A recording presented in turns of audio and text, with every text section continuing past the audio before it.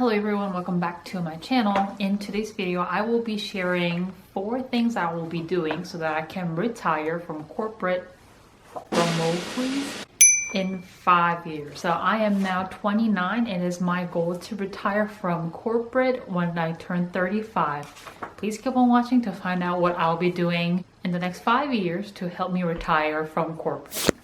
So let me be clear, when I say retire from corporate, I'm still gonna have a job. I didn't just happen to win the lottery. I don't have any trust funds coming from my parents. This is all the things that I'll be doing the next 5 years so that I don't have to have a job that requires me to be stuck at a desk or with my laptop from 9 to 5. So right now, I have pretty standard office job. I work in technology, so I work at an office.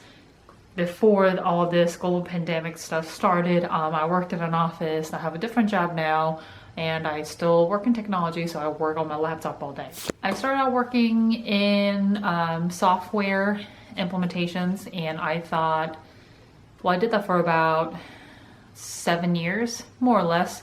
And that required me to look at data files and doing a lot of granular level work. And I wasn't very happy for the entire time I was working in corporate America. And I thought to myself, well, if I step away from doing all the day-to-day, like I'm the person who's executing all the work, I will be happier. So now I'm in a role that really just focuses on organizing the work for other people to do. And I thought, this is it. This is like kind of my quote-unquote dream job as far as jobs go. I thought I'd be a lot happier. So I am now 2 months into my job, and while this job is so much better than my previous job, I still am not quite happy. And I think that's because, like any corporate job, you don't really get to decide what your schedule is going to be. You don't really get to decide what you want to do. You basically are trading your time for money, just like any job is. But because since I've been at home, I realized I really love the flexibility of being able to take care of stuff around the house during the day. If I want to unload the dishes with my 5-minute break in between meetings and stuff and calls, I can do that. And I can do more chores during my lunch break. I can cook more at home. And I just don't think I want to sacrifice that life ever again when things go back to normal. So since I'm still young and I still have bills to pay, I know that I need to do this for several more years, and I'll get to the reasons why, and that kind of ties into the things I'll be doing in the next 5 years. But my ultimate goal here is to step away from the traditional 9-to-5 job and a corporate office, but go into something else that'll allow me to be a little bit more flexible. And that is one of my 4 things I'll be doing in the next 5 years, so I'll get to that in a minute. Number 1, I'm going to keep my job for 5 years. So while I'm working in corporate for the next 5 years, I work for a pretty good company. I have a lot of opportunities that I can take up on, so there's more potential for me to make more money. They contribute to my 401k. They match half of what I contribute up to 5%, and that's the best one that I have had so far, at least for me. So I'll be maxing out my 401k. And that way, by the time I retire from corporate in 5 years, I would have very comfortable amount in my 401k account. The other reason is that if I keep doing what I'm doing for 5 years, it'll be pretty easy for me to be a contractor in the future if I choose to do so. So I want to build my resume to show that I have done the same kind of a job for 5 years. So that's the reason number 2 for this strategy. The second thing I'll be doing in the next 5 years so that I can make sure that I can retire from corporate within 5 years is to minimize spending and maximizing saving. It comes as a no surprise. You always have to make sure that you're saving enough, but I also need to do better about how much money I'm spending. My channel is usually about, buying things, what's a good thing to buy, what's not a good thing to buy, and things like that, even more focused on luxury. However, with this new mindset, I will be really rethinking about what I've wanted to buy. I currently don't plan to buy any luxury for the rest of the year.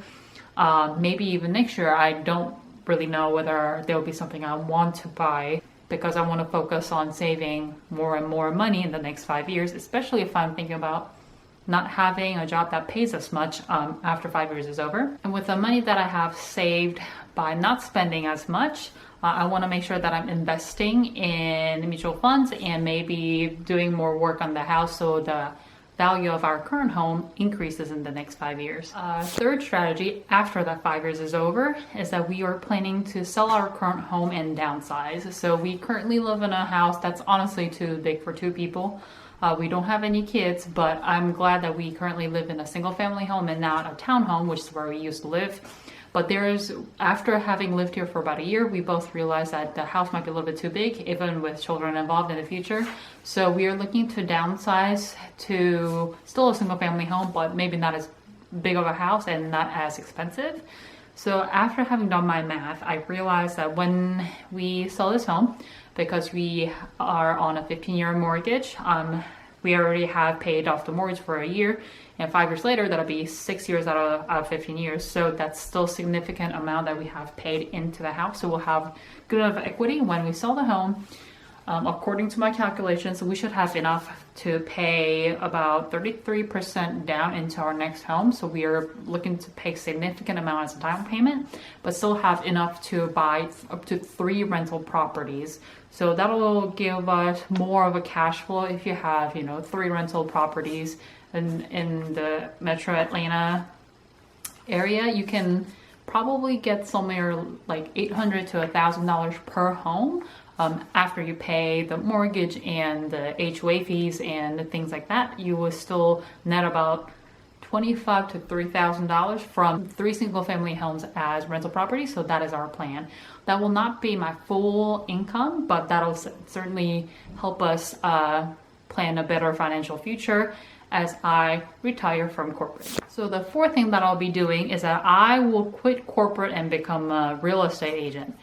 Hear me out on why I want to do this. For me to be able to be kind of like my own real estate broker, so places like Berkshire Hathaway, Keller Williams, and the real estate agencies, they're called brokers. And for me able to have my own agency, I have to have 3 years of experience working for a broker, and that needs to start now so that I can build a clientele, I can build good reviews from my clients. So I need to actually start that process now. So even though I am not looking to quit my job now, I need to get my real estate license. I need to look for a broker who wants to kind of hire me so that I can make maybe commissions on the side. And when I sell my own home, I can save some money on not having to pay somebody else. So on top of that, I really thought hard about this. I think this is a profession where I kind of have a genuine interest. I really want to be able to help the first-time home buyers buy their first home. I had such good experience with the real estate agent that I had when I bought my first home. And I know that not everyone's great. The agents that we used to buy this home weren't very great. They are also the ones who helped us sell our first home. They really weren't that great, and I know that I'm very detail oriented. I manage my time pretty well, but again, you're not bound to a single location. You don't have to work in front of a computer 9 to 5. You work off your phone. So with my future in mind, when I have small children to take care of and things like that, I thought this profession makes a lot of sense, and you can always kind of choose how much you want to work. If you don't really care to, have 6 clients at a time, you don't have to take them on. So you really get to make a call on what work you want to do and how much of it you want to do it. So that's really attractive to me. And there's really huge potential for you to make a lot of money if you do really well 1 year. So those are the 4 things I'll be doing so that I can retire from corporate in the next 5 years. I hope this was interesting to you guys. Let me know what you guys think in the comments down below, and I'll see you guys in my next video.